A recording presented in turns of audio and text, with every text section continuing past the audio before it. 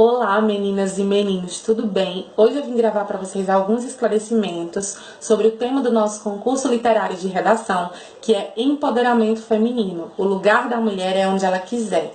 Primeiro eu quero saber de vocês, antes de nós começarmos a nossa discussão propriamente dita, se você acredita que o lugar da mulher é onde ela quiser. Eu acredito, não por ser mulher, mas por achar que todas nós devemos conhecer e ter a consciência do lugar que nós podemos ocupar na sociedade em que vivemos. Mas você sabe o que significa a palavra empoderamento? Já tinha ouvido falar? Sabe qual é o impacto que essa palavra traz para o nosso cotidiano?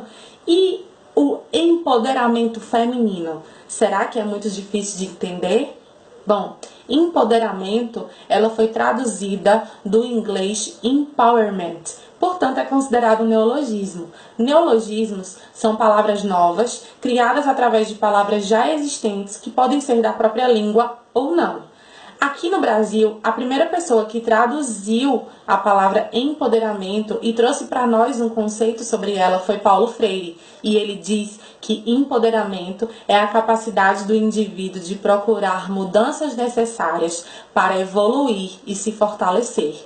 Mas, no dicionário Aurélio, empoderamento é o ato ou efeito de empoderar-se.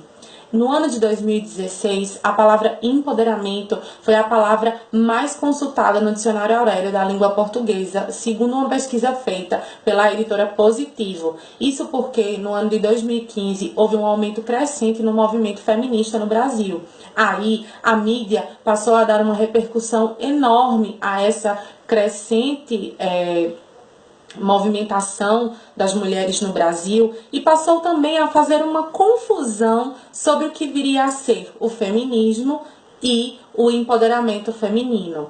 Como eu falei para vocês, o empoderamento, ele é o ato ou o efeito de empoderar-se. Já a palavra feminismo, ela tem um significado um pouco diferente. O feminismo, segundo o dicionário Aurélio da língua portuguesa, ele é o sistema que preconiza a ampliação legal dos direitos civis e políticos da mulher e também a igualdade dos direitos dela aos dos homens. Então, vejam que não é o mesmo significado, mas a grosso modo, nós podemos dizer que o empoderamento e o feminismo, eles são uma equiparação de gênero, tá? Nós podemos dizer que as duas coisas, elas têm uma ligação, não direta, mas que as discussões que têm sido feitas acerca do empoderamento feminino também perpassam um pouco do movimento feminista.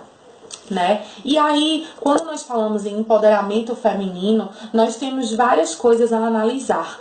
Já pensaram se as tias de vocês, as avós, as mães de vocês, elas já ouviam falar de empoderamento feminino no ano em que elas nasceram ou na época em que elas foram da idade de vocês?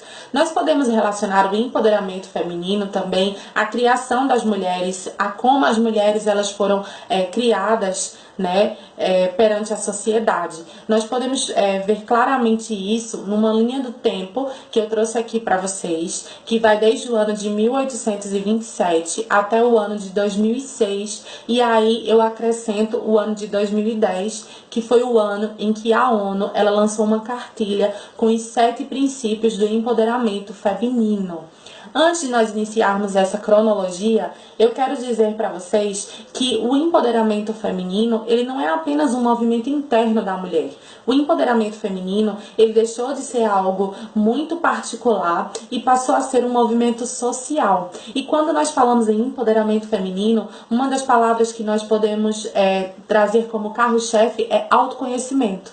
Eu costumo dizer que todas as pessoas, independente daquilo que elas desejam, elas precisam ter o autoconhecimento. A partir do momento que você se conhece, é muito fácil de você ter as escolhas que você deseja, de você conseguir garantir aquilo que vai fazer você efetivamente feliz, tá? Quando a gente fala em mulheres empoderadas, nós não falamos apenas de mulheres que estão na liderança, ou de mulheres que são empreendedoras, ou de mulheres que estão no poder de grandes empresas ou de grandes coisas. Quando nós falamos em empoderamento feminino, nós voltamos àquela frase de que lugar de mulher é onde ela quiser. Nós estamos falando de mulheres que escolhem ser médicas, de mulheres que escolhem ser engenheiras, de mulheres que escolhem ser caminhoneiras, de mulheres que escolhem ser pedreiras, de mulheres que escolhem ser sindicalistas, de mulheres que escolhem ser eletricistas, de mulheres que escolhem ser professoras, psicólogas e de mulheres que sabem aquilo que elas querem pessoalmente e profissionalmente, de mulheres que sabem aquilo que querem, independente da condição social ou daquilo que foi imposto pela sociedade para elas.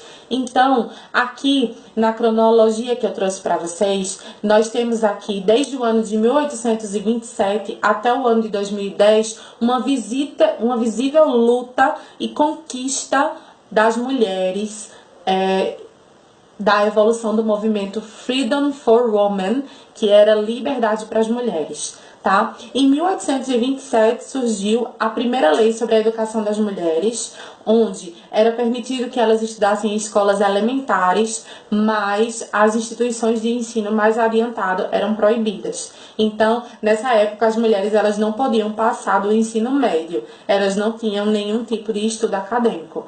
Em 1879, as mulheres elas passaram a ter a autorização para estudar em instituições de ensino superior, mas aquelas que seguiram esse caminho eram bastante criticadas pela sociedade. Em 1928, o governador do Rio Grande do Norte, o Juvenal Lamartine, ele consentiu, às mulheres o direito do voto, mas o que aconteceu? Aconteceu que esses votos dessas mulheres foram anulados. Então, mesmo assim, foi eleita a primeira prefeita da história do Brasil, que foi a senhora Alzira Soriano de Souza, no município de Lages, do Rio Grande do Norte.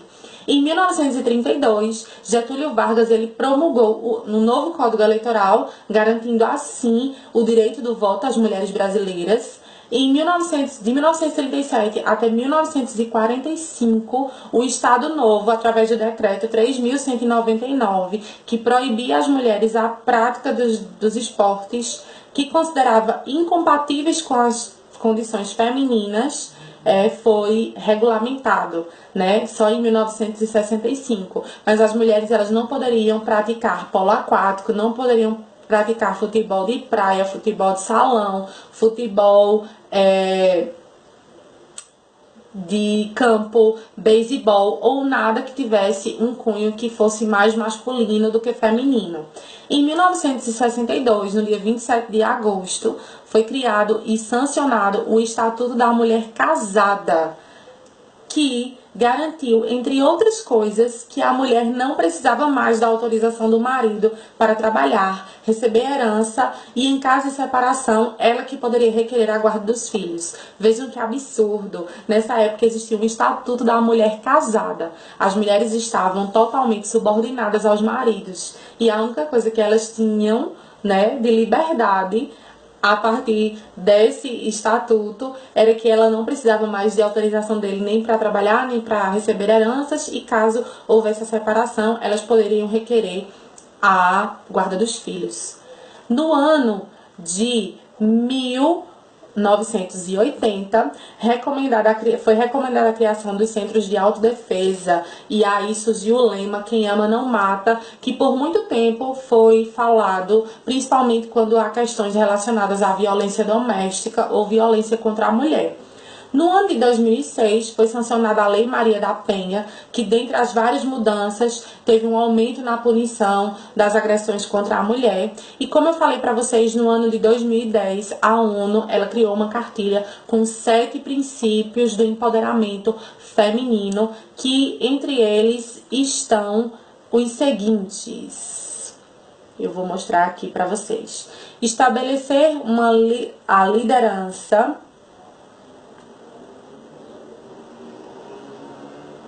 tratar todas as mulheres e homens de forma justa no trabalho, garantir saúde, segurança e bem-estar de todas as mulheres e homens que trabalham em empresas, educação, capacitação e desenvolvimento profissional para as mulheres, empreendedorismo de mulheres e promoção de políticas públicas de empoderamento das mulheres através do marketing, igualdade de gênero através das iniciativas de comunidades e medir, documentar e publicar os progressos, né, na promoção da igualdade de gênero.